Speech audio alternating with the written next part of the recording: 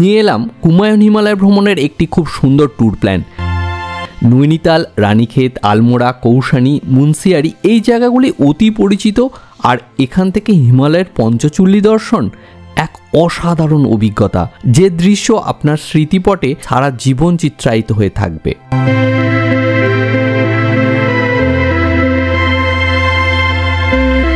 তবে এই জায়গাগুলি বেড়াতে গেলে ঠিক ট্যুর প্ল্যানটা কিভাবে করবেন, কোথায় থাকবেন, খরচ কেমন, কি দেখবেন, সকল তথ্য এই ভিডিওতে পেয়ে যাবেন।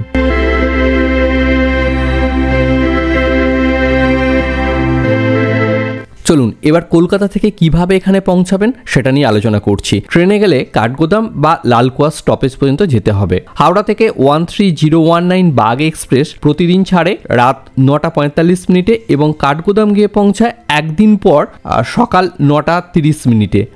মোট সময় লাগে 32 ঘন্টা 38 মিনিট। টাইমটা বড্ড বেশি লাগে, তাই এই ট্রেনটাকে আমি একদমই প্রেফার করছি না। আমি প্রেফার করছি 12353 হাওড়া লালকুয়া এক্সপ্রেস। এটা সময় লাগে 21 ঘন্টা 45 মিনিট। হাওড়া থেকে ছাড়ে সকাল 8টা 15 মিনিটে এবং লালকুয়া পৌঁছায় পরের দিন সকাল 6টা 55 মিনিটে। টাইমটা বেশ ভালো। তবে এটার একটা অসুবিধা, এটা সপ্তাহে একদিনই চলে, শুক্রবার ছাড়ে। আর এই ট্রেনটা লালকুয়া থেকে ফেরার সময় প্রতি শনিবার সন্ধ্যা 7টা 10 মিনিটে ছাড়ে। তো অবশ্যই আমি এই ট্রেনটাকে প্রেফার করব। আর আমি যে প্ল্যানটা দেব সেটা এই লালকুয়া এক্সপ্রেসে গিয়ে আবার এই এক্সপ্রেসেই কিভাবে ফিরবেন, টোটাল ট্যুর ডিউরেশন বা ট্যুর প্ল্যানটা সেইভাবেই হবে।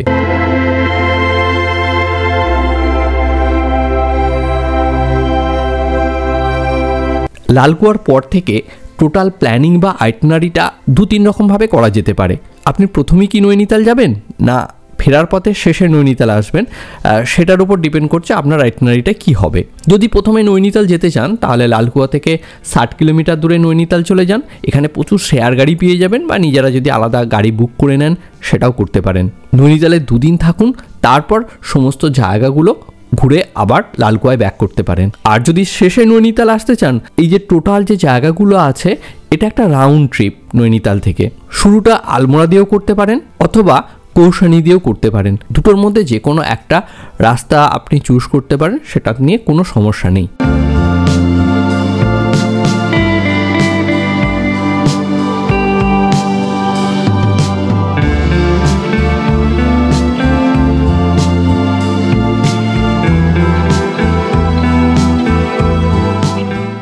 আমাদের ভ্রমণ তত্ত্ব চ্যানেলে আপনাকে স্বাগত। এই চ্যানেলে আপনি যদি নতুন হন তাহলে আপনার উদ্দেশ্যে বলি, আমরা ভ্রমণ সংক্রান্ত বিভিন্ন টাইপের ইনফরমেটিভ ভিডিও বানাই। আর এই সমস্ত ভিডিওগুলো যদি দেখতে চান তো অবশ্যই আমাদের চ্যানেলটি সাবস্ক্রাইব করে ফেলুন আর পাশের বেল আইকনটিতে ক্লিক করতে একদম ভুলবেন না। এখানে আলমোড়া হয়ে মুন্সিয়ারি যাওয়ার প্ল্যানটা দেব। প্রথম দিন লালকুয়া স্টেশন থেকে আলমোড়া হয়ে বিনসর পৌঁছাবো। বিনসরে নাইট স্টে করব। আর এই দূরত্বটা হচ্ছে 140 কিলোমিটার। আলমোড়া পৌঁছানোর বেশ কিছুটা আগে দেখে নিন কুলু দেবতার মন্দির, যেটি শিবের আরেকটি রূপ। স্থানীয় মানুষের কাছে এই মন্দিরটি খুব জাগ্রত মন্দির হিসেবেই পরিচিত। এখানকার মানুষজন কোনো শুভ কাজ করার আগে তাদের মনস্কামনা পূর্ণ করার জন্য সেটা কাগজের মধ্যে লিখে ঘণ্টা সমেত এখানে বেঁধে দিয়ে আসেন। তারা বিশ্বাস করেন এতে তারা সাফল্য লাভ করবেন।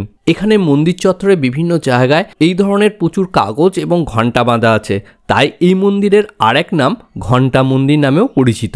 এর পরের গন্তব্য আলমোড়া শহর। আলমোড়ার সাথে বাঙালিদের একটি বিশেষ কানেকশন আছে। এখানে বসেই কবিগুরু রবীন্দ্রনাথ ঠাকুর তার গীতাঞ্জলির কিছু অংশ লিখেছিলেন। যে বাড়িতে তিনি ছিলেন সেটি টেগোর হাউস নামে পরিচিত, ইচ্ছা হলে দেখে আসতে পারেন। এছাড়াও আলমোড়া শহর থেকে 7 থেকে 8 কিলোমিটার দূরে অবস্থিত কাসার দেবী মন্দির। স্বামী বিবেকানন্দ এখানে একটি গুহার মধ্যে অনেক দিন ধ্যান করেছিলেন। এই জায়গাটি পৃথিবীর magnetic field Van Allen radiation বেল্টের মধ্যে পড়ে। এই জায়গাটির বিশেষত্ব হলো সোলার উইন্ড থেকে এনার্জেটিক চার্জ পার্টিকেল গেইন করতে পারা। পৃথিবীতে আর 2টি এই ধরনের জায়গা আছে, একটি ইউকের স্টোনহেঞ্জ আর একটি পেরুর Machu Picchu. Bob Dylan, Mark Zuckerberg সহ অনেকেই এখানে এসেছিলেন। এমনকি নাসার বিজ্ঞানীরাও এখানে এসেছিলেন এখানকার জিওম্যাগনেটিক ফিল্ড নিয়ে গবেষণা করার জন্য। ডে 1-এ এই সকল জিনিসগুলো দেখার পর বিনসরে নাইট স্টে করতে হবে। তবে হোটেল ইনফরমেশনটা এক্ষুনি আমি দিচ্ছি না, সমস্ত জায়গার হোটেল ইনফরমেশন একসাথে দিয়ে দেব।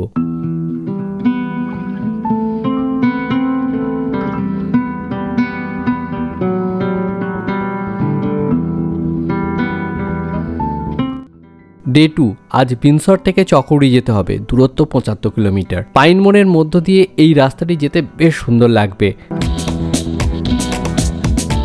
আর মাঝের মধ্যেই দেখতে পাবেন পঞ্চচুল্লী, নন্দাদেবী এবং নন্দকোট পাহাড়ের শ্বেতশুভ্র চূড়াগুলি।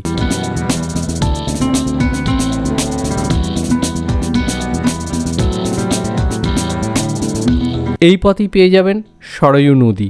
সেরাঘাটে এই নদীটি পার হতে হবে।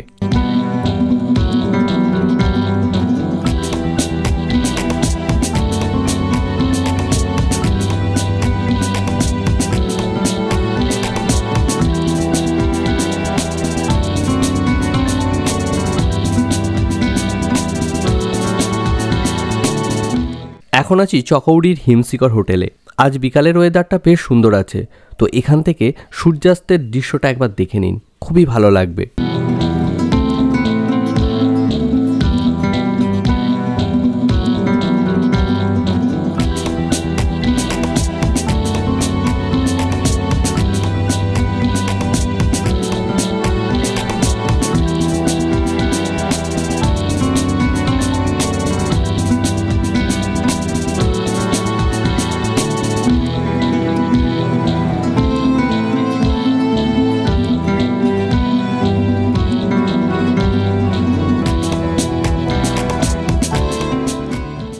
আজ যেতে হবে চকৌড়ি থেকে মুন্সিয়ারি, দূরত্ব প্রায় 100 কিলোমিটার। চকৌড়ি থেকে প্রায় 63 কিলোমিটার দূরে দেখে নিতে হবে বৃতি ওয়াটারফলস। এই ওয়াটারফলসটা বেশ সুন্দর, তবে গাড়ি থেকে নেমে 10 থেকে 15 মিনিট চড়াই একটু রাস্তা হাঁটতে হবে। এই ওয়াটারফলসটা গৌরীগঙ্গা নদী থেকে সৃষ্টি হয়েছে, উচ্চতা 413 ফুট, আর এখানে প্রবেশ মূল্য 20 টাকা। মুন্সিয়ারি যাওয়ার পথে আরেকটি জায়গা দেখে নিতে পারেন, সেটা হচ্ছে কালীমুনি টপ। এই জায়গাটাও বেশ ভালো, এখান থেকে পাহাড়ের দৃশ্যগুলো বেশ সুন্দর দেখতে লাগবে। মুন্সিয়ারি পৌঁছাতে পৌঁছাতে প্রায় বিকাল হয়ে যাবে। মুন্সিয়ারিতে 2টো নাইট স্টে করতে হবে। ওয়েদার যদি পরিষ্কার থাকে, মুন্সিয়ারি থেকে নন্দাদেবী, পঞ্চচুল্লী এইসব পাহাড়ের শৃঙ্গগুলো দেখতে অসাধারণ লাগে। দেখুন বিকালের সময়টাও ওয়েদারটা বেশ ভালো আছে, এখান থেকে ভিউটা কিন্তু বেশ সুন্দর দেখা যাচ্ছে।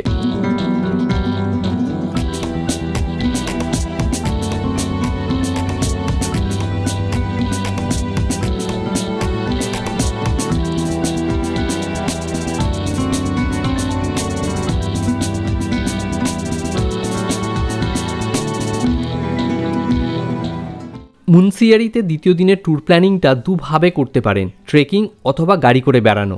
গাড়ি করে মুন্সিয়ারির আশপাশে ঘুরে দেখে নিতে পারেন, সেক্ষেত্রে নন্দাদেবী মন্দির দেখে নিন, জায়গাটি বেশ ভালো। এখান থেকে চারপাশের ভিউটা বেশ সুন্দর, এখান থেকে পঞ্চচুল্লির ভিউটা খুব সুন্দর পাবেন। আর এখানে প্রবেশ মূল্য 20 টাকা। এছাড়া দেখতে পারেন ট্রাইবাল হেরিটেজ মিউজিয়াম এবং সরস বাজার। এই বাজারে হাতে বোনা সোয়েটার, টুপি এবং বিভিন্ন শীতবস্ত্র পেয়ে যাবেন। মুন্সিয়ারি ভ্রমণের অন্যতম আকর্ষণ হলো খালিয়া টপ ট্রেকিং। 7 থেকে 8 ঘন্টার এই ট্রেকিংটা যদি করতে পারেন খুবই ভালো লাগবে। আর যদি এই ট্রেকিংটা করতে চান তাহলে খুব সকাল সকাল খালিয়া টপ ট্রেকিং স্টার্টিং পয়েন্টে চলে যেতে হবে। 20 টাকা এন্ট্রি ফি দিয়ে আপনাকে রেজিস্টার করতে হবে, আর ট্রেকিং করার জন্য 60 টাকা দিয়ে স্টিকও ভাড়া পেয়ে যাবেন। এছাড়া ট্রেকিং করে যে বুগিয়ালে পৌঁছাবেন, সেখানে যদি একটা নাইট স্টে করতে চান তার জন্য টেন্টও এখানে ভাড়া পেয়ে যাবেন। জঙ্গলের মাঝ দিয়ে 8 কিলোমিটার এই ট্রেকিংটা বেশ রোমাঞ্চকর। 3 থেকে 4 ঘন্টা হাঁটার পর খালিয়া টপে পৌঁছাবেন এবং এখানে যে বুগিয়ালটা পাবেন সেখান থেকে চারপাশের দৃশ্যটা অসাধারণ দেখতে লাগবে। আর এই বুগিয়ালের 2 কিলোমিটার আগে একটি রিসর্ট আছে খুব সুন্দর, সেখানে নাইট স্টেও করতে পারেন। আর যদি নাইট স্টে নাও করেন সেক্ষেত্রে এখানে খাবার দাবারও পেয়ে যাবেন, চা, কফি, ম্যাগি ইত্যাদি এখানে খেতে পারেন। আর এখানে না থেকে মুন্সিয়ারিতে আবার যদি ব্যাক করেন তাহলে আসা যাওয়া নিয়ে টোটাল প্রায় 8 ঘন্টার মতো সময় লাগবে।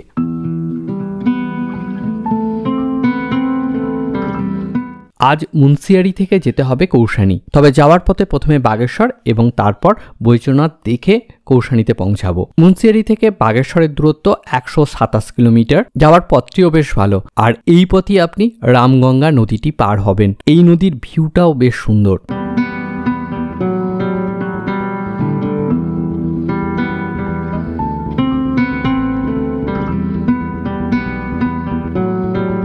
সরজু এবং গোমতী নদীর সঙ্গমস্থলে বাগেশ্বর শহরটি অবস্থিত, আর এখানেই আছে বাগনাথ টেম্পল। 1450 সালে চাঁদ বংশের রাজা লক্ষ্মীচাঁদ এই মন্দিরের প্রতিষ্ঠা করেন। পুরামতে পঞ্চপাণ্ডবদের এই স্থানে মহাদেব বাঘ রূপে দর্শন দিয়েছিলেন, তাই এই মন্দিরটি বাঘনাথ নামেই পরিচিত। শিব এখানে বাঘ রূপে অবস্থান করছে।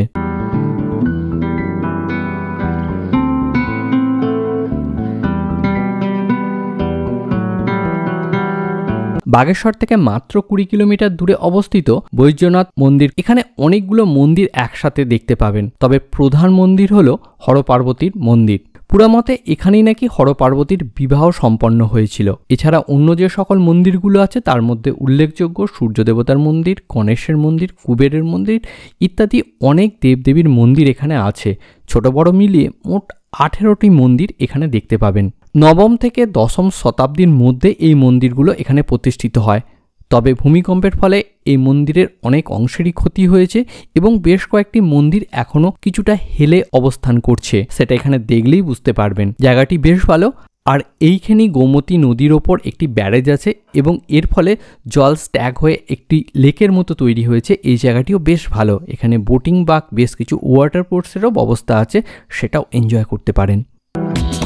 আর এটি দেখার পর এখান থেকে মাত্র 17 কিলোমিটার দূরে কৌশানীতেই আজকের রাতটা কাটাতে হবে।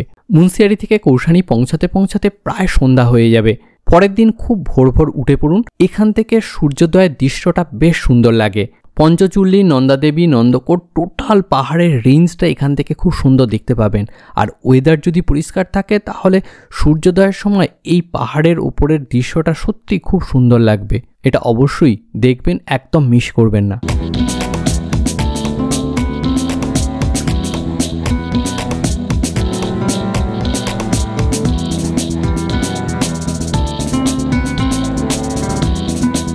আজ সকালে ব্রেকফাস্ট করে বেরিয়ে পড়ব। রানীক্ষেত হয়ে যাব নৈনিতাল। দূরত্ব 118 থেকে 20 কিলোমিটার। তবে রানীক্ষেত পৌঁছানোর কিছুটা আগে দেখে নিতে হবে রানীক্ষেত গল্ফ কোর্স। এটি এশিয়ার দ্বিতীয় বৃহত্তম গল্ফ কোর্স। রানীক্ষেত আলমোড়া হাইওয়ের পাশেই এটি অবস্থিত। পাইন গাছে ঘেরা এই গল্ফ কোর্সটি বেশ সুন্দর দেখতে লাগে। বর্ষার শেষে বিশেষ করে অক্টোবর মাসে গেলে এই সবুজ অংশটা সত্যিই ভালো লাগে, তবে জানুয়ারি, ফেব্রুয়ারি বা এপ্রিল মাসে গেলে এতটা সবুজ পাবেন না। এরপর এখান থেকে চলুন রানীক্ষেত শহরের মধ্যে। প্রথমেই দেখে নিন মনকামেশ্বর মন্দির। এই মন্দির দর্শনের পর এখান থেকে সামান্য দূরত্বেই আছে রানীক্ষেত ঝিল। এটি একটি ছোট্ট জলাশয়, চারদিকে একটু পার্ক মতো করা আছে। জায়গাটি দেখতে পারেন, খুব যে ভালো তাও নয়, আবার খারাপও নয়। রানীক্ষেত হলো ভারতীয় সেনাবাহিনীর কুমায়ুন রেজিমেন্টের হেড অফিস। এখানে সেনা ছাউনির ক্যাম্পাসের মধ্যে একটা খুব সুন্দর মিউজিয়াম আছে, সেই মিউজিয়ামটা অবশ্যই একবার দেখে নেওয়া উচিত। ভারতীয় সেনারা বিভিন্ন যে যুদ্ধে অংশগ্রহণ করেছিল সেখানে কুমায়ুন রেজিমেন্টের কি ভূমিকা ছিল সেই সব নিয়ে এই মিউজিয়ামটা। কুমায়ুন রেজিমেন্টের নানা গৌরবময় ঘটনা জানতে চাইলে অবশ্যই এই মিউজিয়ামটা একবার দেখা উচিত।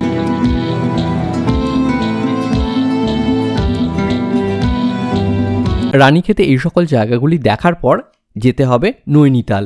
দূরত্ব 57 কিলোমিটার। নৈনিতাল পৌঁছাতে পৌঁছাতে প্রায় বিকাল হয়ে যাবে। আর এই ট্যুরের এই জায়গাটি হলো অন্যতম একটি আকর্ষণীয় জায়গা।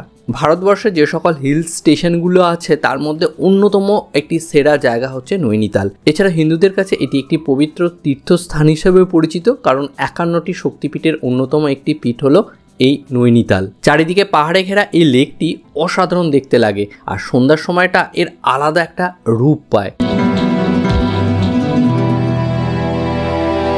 প্রথম দিন পৌঁছে সন্ধ্যার সময় ম্যাল রোডটা একটু ঘুরে দেখে নিতে পারেন। নৈনি লেকের পাড়ে এই ম্যাল রোডটা অত্যন্ত সুন্দর, চারিদিকে লাইট দিয়ে সাজানো এবং প্রচুর দোকান এবং ক্যাফে আছে, ঘুরতে বেশ ভালো লাগবে। পরের দিন সকালে প্রথমে শুরু করতে পারেন নয়নাদেবী মন্দির দর্শন করে। লেকের উত্তর পাড়ে এই মন্দিরটি অবস্থিত। এটি 51টা শক্তিপীঠের অন্যতম একটি পীঠ। সকাল 6টা থেকে রাত্রি 10টা পর্যন্ত এই মন্দিরটি খোলা থাকে।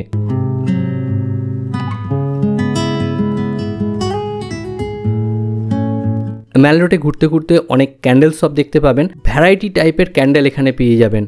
বিভিন্ন মডেলের, বিভিন্ন কালারের এবং বিভিন্ন ডিজাইনের ক্যান্ডেল এখানে বিক্রি হয়। এখানে গেলে অনেকেই এগুলো সংগ্রহ করে, ইচ্ছা করলে আপনিও আনতে পারেন, বেশ ভালো জিনিস। এছাড়াও এখানকার বাল মিঠাই খুব বিখ্যাত, টেস্ট করে দেখতে পারেন। এরপর দেখে নিতে পারেন জু। ম্যাল রোড থেকে কিছুটা দূরে এই জুটা অবস্থিত। এখানে নিজেদের গাড়ি থাকলেও হবে, আর এখানে শেয়ার গাড়িও পেয়ে যাবেন। সকাল 10টা থেকে বিকাল 4:30 পর্যন্ত জুটা খোলা থাকে। বড়দের 100 টাকা এবং ছোটদের 50 টাকা টিকিট লাগে। এর পরের গন্তব্য স্নো ভিউ পয়েন্ট। এটি আপনারা গাড়ি করেও যেতে পারেন, আবার রোপওয়ে করেও যেতে পারেন। রোপওয়ে করে যদি যান তাহলে বড়দের জন্য আপ ডাউন 370 টাকার টিকিট লাগবে এবং ছোটদের 270 টাকার টিকিট লাগে। রোপওয়ে করে যাওয়ার সময় নৈনিতাল লেকের দৃশ্যটা উপর থেকে ভীষণ ভালো লাগবে। আর স্নো ভিউ পয়েন্টে গিয়ে সেখান থেকে পঞ্চচুল্লি থেকে বিভিন্ন পর্বত শৃঙ্গগুলো দেখতে পাবেন। তবে মুন্সিয়ারি ঘুরে আসার পর এই জায়গাটা অতটা আর ভালো লাগবে না। যারা শুধু নৈনিতাল যান তাদের ক্ষেত্রে এই জায়গাটা খুবই আকর্ষণীয়। এরপর আসছি নৈনিতাল রাজভবন। এই জায়গাটিও বেশ সুন্দর। এখানে প্রবেশ মূল্য 50 টাকা, আর সকাল 8টা থেকে বিকাল 5টা পর্যন্ত এটি খোলা থাকে, আর প্রতি রবিবার এই জায়গাটি বন্ধ থাকে। ম্যাল রোড থেকে মাত্র 1 কিলোমিটার দূরে আরেকটি খুব ভালো জায়গা আছে, সেটি হচ্ছে ইকো কেভ পার্ক। অনেকগুলো ন্যাচারাল কেভ নিয়ে এই পার্কটা তৈরি। প্রতিটা কেভের আলাদা আলাদা নাম আছে, যেমন টাইগার কেভ, প্যান্থার কেভ ইত্যাদি। কেভ দেখার অভিজ্ঞতা না থাকলে এই জায়গাটি বেশ ভালো লাগবে, অবশ্যই একবার যাবেন। কেভের ভিতরে হালকা লাইট আছে, কেভের মধ্যে প্রবেশ করে বিভিন্ন জিনিসগুলো দেখতে দারুণ লাগবে। নৈনি লেকের খুব কাছাকাছি যে সকল দেখার জায়গাগুলো ছিল সেগুলো প্রায় বলে দিলাম। তবে এর সাথে সাথে আরেকটা জিনিস অবশ্যই করবেন, সেটা হচ্ছে নৈনি লেকে বোটিং। এখানে বিভিন্ন ধরনের বোট পাওয়া যায়, ছোট প্যাডেল বোট থেকে বড় শিকারা টাইপ। এই বোটে করে নৈনি লেকটা ঘুরতে বেশ ভালো লাগবে। শিকারা টাইপের বোটে করে যদি নৈনি লেকটা পুরো একবার ঘোরেন তাহলে 420 টাকা লাগবে, আর অর্ধেকটা ঘুরলে 320 টাকার টিকিট লাগবে।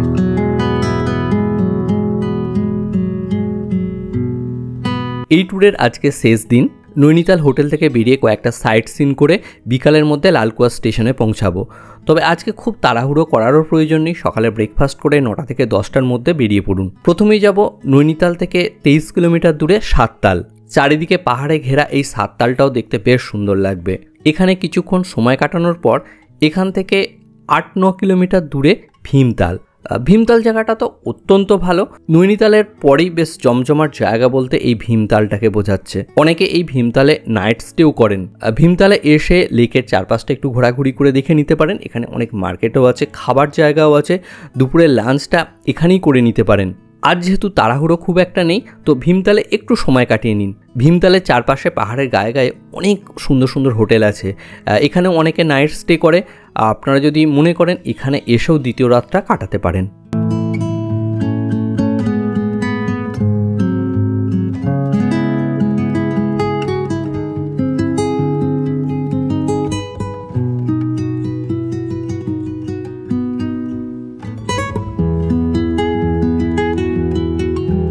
ভীমতাল থেকে 7-8 কিলোমিটার দূরে আরেকটি তাল আছে, যেটির নাম নৌকুচিয়া তাল। তবে এটা ভীমতাল বা সাততালের মতো অত বড় নয় বা অত সুন্দর নয়। ইচ্ছা হলে দেখতেই পারেন, আর না হলে ভীমতাল থেকে সরাসরি লালকুয়া চলে যেতে পারেন। নৈনিতাল থেকে বেরিয়ে সাইট সিন করে লালকুয়া পৌঁছাতে মোট 90 কিলোমিটার রাস্তা অতিক্রম করতে হবে। আজ সন্ধ্যা 7:10-এর ট্রেন। আসার সময় একটা জিনিস খেয়াল রাখতে হবে, রাস্তায় বেশ কিছু জায়গায় জ্যাম হয়, তো যাতে সেই জ্যামে আটকে না যান সেই ব্যাপারে খেয়াল রেখে এবং টাইমটা সেইভাবে ক্যালকুলেশন করে আপনাদের বেরিয়ে আসতে হবে।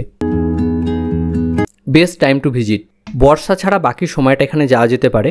তবে জানুয়ারি, ফেব্রুয়ারি, মার্চ এই 3টে মাস মুন্সিয়ারি যাওয়া যাবে না, স্নোফলসের জন্য এইসব জায়গাগুলো বন্ধ থাকে। তবে ডিসেম্বর থেকে মে পর্যন্ত নৈনিতালটা খুবই ভালো লাগবে। এপ্রিল মাস এবং নভেম্বর, ডিসেম্বর মুন্সিয়ারির ওয়েদারটা খুব ভালো পাবেন।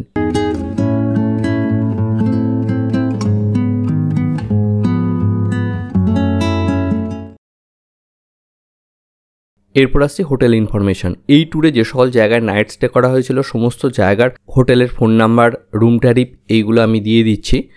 আর প্রতিটা জায়গার একটা করে হোটেলই দিচ্ছি এবং এক্সট্রা আরও কয়েকটা পাশাপাশি যে সকল হোটেল আছে সেইগুলোর ফোন নাম্বার দিয়ে দিচ্ছি ডিসক্রিপশন বক্সে। আর সেখান থেকে দেখে আপনারা বুক করে নিতে পারবেন।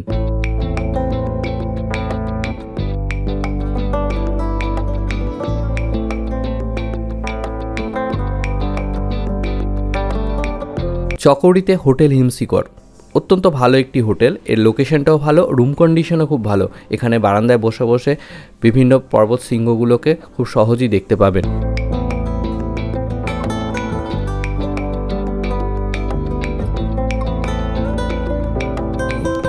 ফোনে বা এদের ওয়েবসাইট থেকে ডাইরেক্ট বুক করতে পারেন। আমি এদের ওয়েবসাইটে চলে এসেছি। রুম ট্যারিফগুলো একটু দেখিয়ে দিচ্ছি। দেখুন এখানে দেখুন বিভিন্ন টাইপের রুম আছে। এখান থেকে আপনারা দেখে আপনাদের পছন্দ মতো রুম বুক করতে পারবেন, বা আপনাদের যেমন বাজেট হবে সেই বাজেট অনুযায়ী বুক করতে পারবেন। আর বুকিং প্রসিডিওর, এই যে বুকিং অপশানে গিয়ে এখানে আপনাকে সিলেক্ট করতে হবে কী ধরনের রুম আপনি বুক করবেন। এখানে দেখুন সমস্ত অপশানগুলো দেওয়া আছে, এখান থেকে বুক করে নিতে পারবেন। আর এখানে ফোন নাম্বার এবং ইমেল আইডিও এখানে দেওয়া আছে। ওদের সাথে কন্ট্যাক্ট করতে হলে এইভাবে কন্ট্যাক্ট করতে পারেন। এর পাশে KMVN এর রিসর্ট আছে, এখানেও থাকতে পারেন। এটিও খুব ভালো জায়গা। KMVN এর ওয়েবসাইট থেকে বুক করতে পারবেন, আর প্রতিটা জায়গাতেই KMVN এর রিসর্ট পেয়ে যাবেন।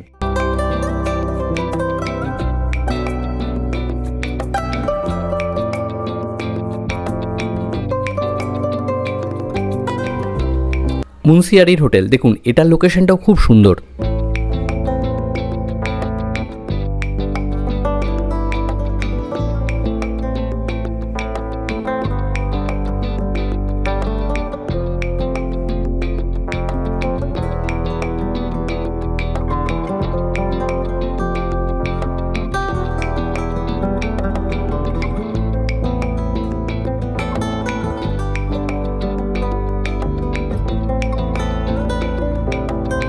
এটি ছাড়াও ডেসক্রিপশন বক্সে মুন্সিয়ারির আরও অনেকগুলো হোটেলের ফোন নাম্বার দিয়ে দেওয়া আছে, সেখান থেকে আপনারা বুক করতে পারেন।